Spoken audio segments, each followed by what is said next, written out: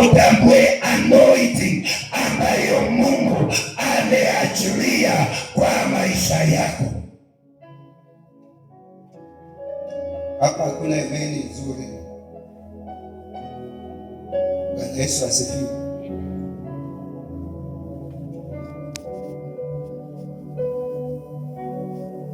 Mwanamke alipopewa mtoto akasema, hakika nimeona wewe ni mtu wa Mungu.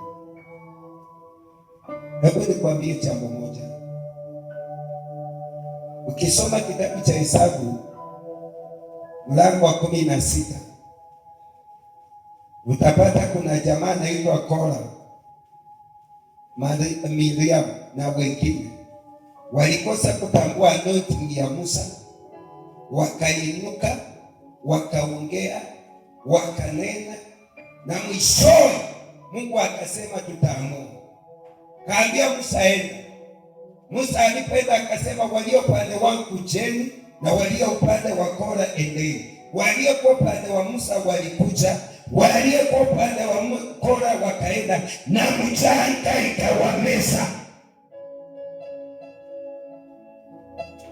Walimezwa wakaisha. Hivyo ndivyo watu wamemezwa na mambo, kwa sababu walitumwa kwa kanisa.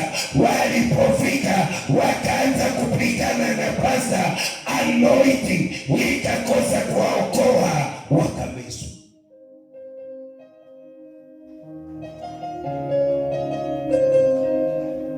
Wakakosa kuokoa. Nilikaa kwa kanisa moja miaka 6. Nilihubiri mara 2. Lakini Roho akiniambia hii miaka 6 uko na huduma mbele, utahubiri, tengeneza njia. Leo nataka nikufunze jinsi ya kupepa neema.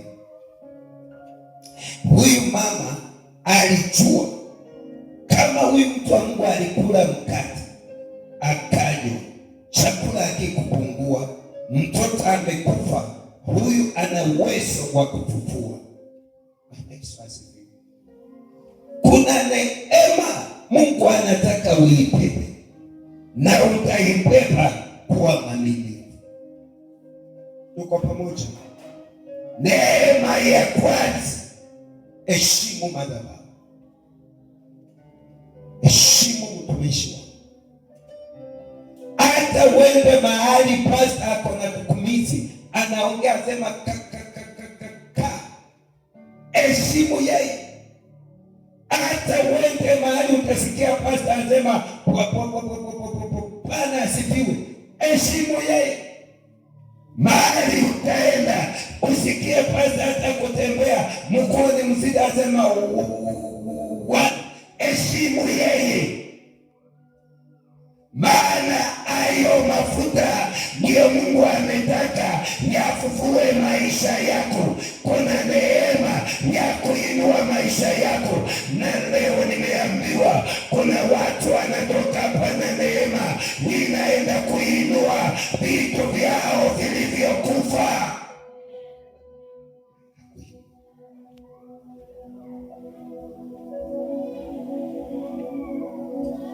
Bwana Yesu asifiwe. Heshimu watumishi.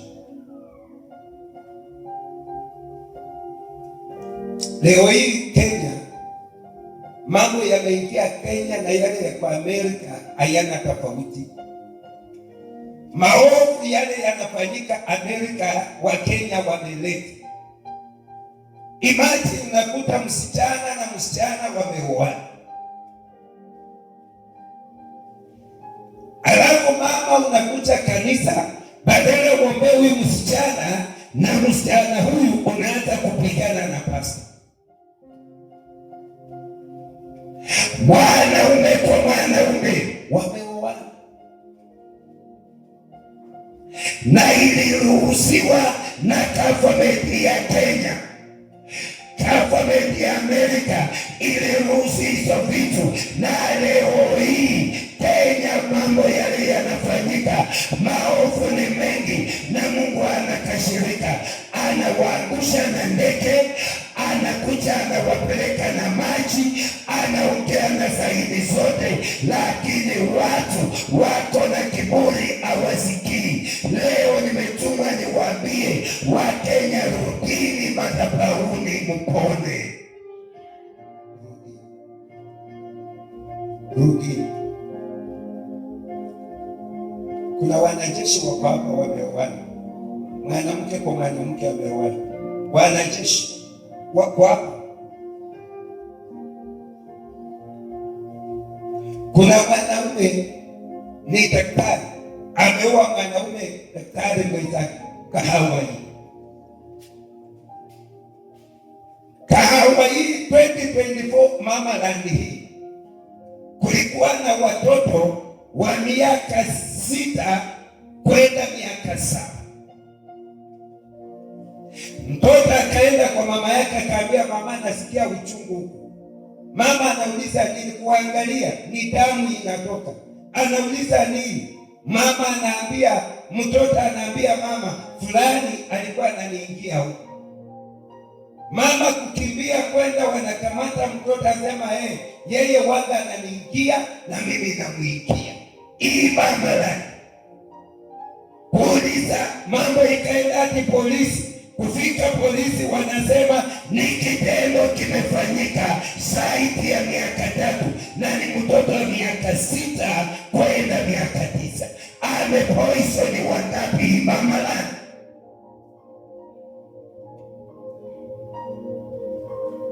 Ndio mchue masaa imefika, tusipigane na watumishi wa Mungu. Ni vyema tutunze neema ambayo Mungu amewapatia, ndio ituponye. Tutunze. Mama alikimbia polisi, wakati walienda watoto wakaibwa, kakijana kakakuja kakasema ndio tunafanyanga, kakasema nafanyanga mimi huyu na huyu, tukatachana tukafika 6, mwishowe 6 tukatachana tukafika 12, mwishowe tulifika 32. Hii mama la ambayo mnaona, kwa sababu gani? Maovu yameongezeka. Badala sisi tuombee kizazi, sisi tunapiga mapasta.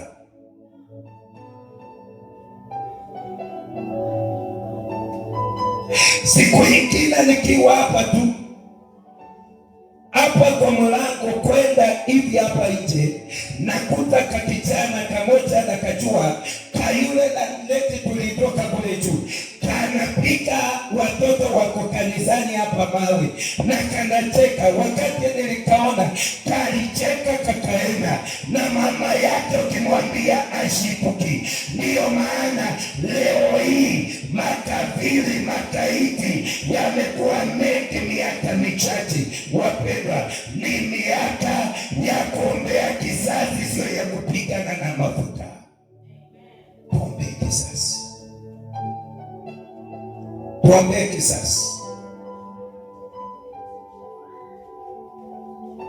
Bwana Yesu asifiwe.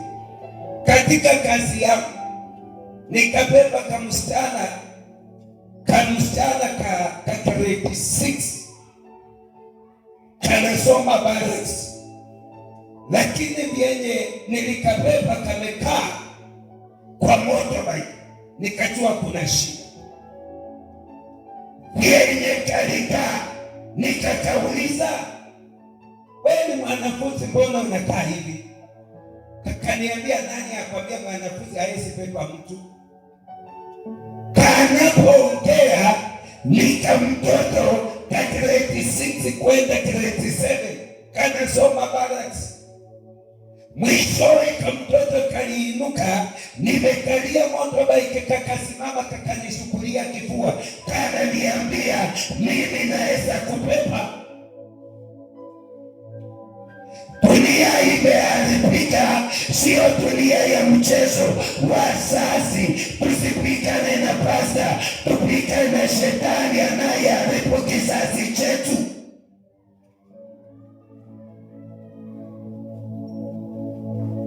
Kizazi kimeharibika.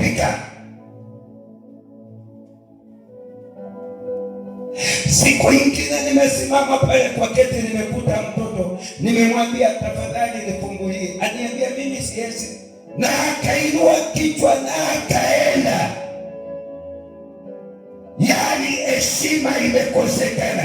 Kuache kupigana na mapasta, kupigana na maroho yanayoharibu kizazi. Hapa kama kuna mtu nafundisha, ainue mikono, ambie Baba tusakasi siku ya leo kwa damu yako.